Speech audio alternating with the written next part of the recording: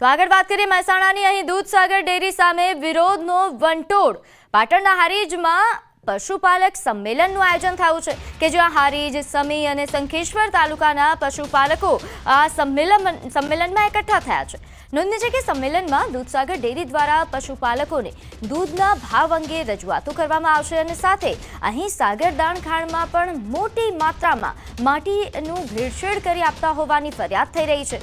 આજના સંમેલનમાં પશુપાલકોને દૂધમાં ભાવ વધારો, સાગરદાણની યોગ્ય ગુણવત્તા તેમજ અનેક મુદ્દાઓ પર ચર્ચા કરાશે। પશુપાલક સંમેલન બાદ વિશાળ સંખ્યામાં પશુપાલકો રેલી સ્વરૂપે મામલતદારને આવેદનપત્ર આપવા માટે જવાના છે। સાથે હારીજ હાઈવે પર દૂધનો અભિષેક કરીને વિરોધ પણ વ્યક્ત કરાશે।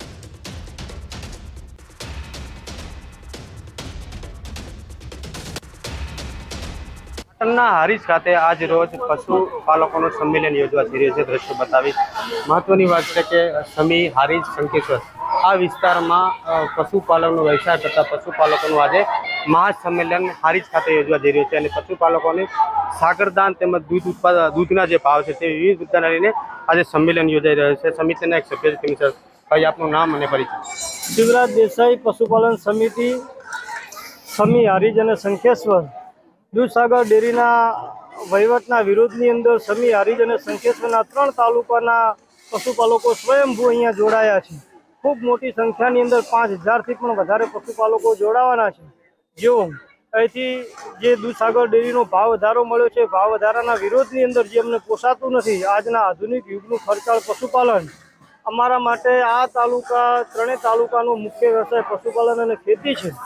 એના માટે અમને પૂરતું સાગરદાણની ક્વોલિટી સારી આપે, જે ડેરીની અંદર દેવું થયું છે એ દેવું કોને ભરવાનું છે એ બધા ખુલાસાઓ માટે પશુપાલક સમિતિ દ્વારા અહીંયા કાર્યક્રમ કરવામાં આવ્યો છે। અહીંથી કાર્યક્રમ પત્યા પછી 1 કિલોમીટરના અંતરે મામલતદાર કચેરી છે, ત્યાં જઈને મામલતદાર સાહેબને આવેદનપત્ર આપવાનું છે અને પછી અહીંયા ચોકડી ઉપર સ્વયંભૂ પશુપાલકો પોતાના ઘરેથી દૂધની બરણીઓ લઈને આવ્યા છે અને દૂધ ઢોળી જે દૂધના ભાવનો અસંતોષ છે એ વિરોધ અમે જાહેર કરશું।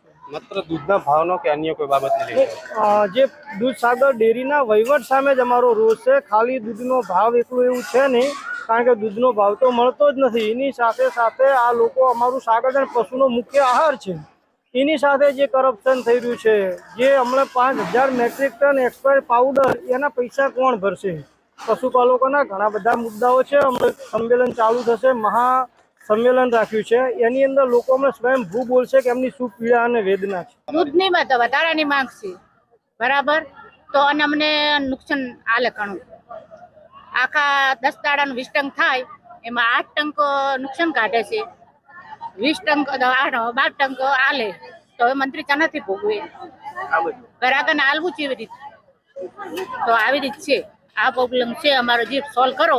પશુઓ પાછળ જે ખર્ચો કરે છે પરંતુ સામે દૂધનો ભાવ ન મળવાના કારણે ક્યાંક તેને લઈને જ આજે સંમેલન મળવા જઈ રહ્યો છે અને વિવિધ કાર્યક્રમો કરી અને વિરોધ પ્રદર્શન આજ રોજ હારીજ ખાતે પશુપાલકો કરવા જઈ રહ્યા છે।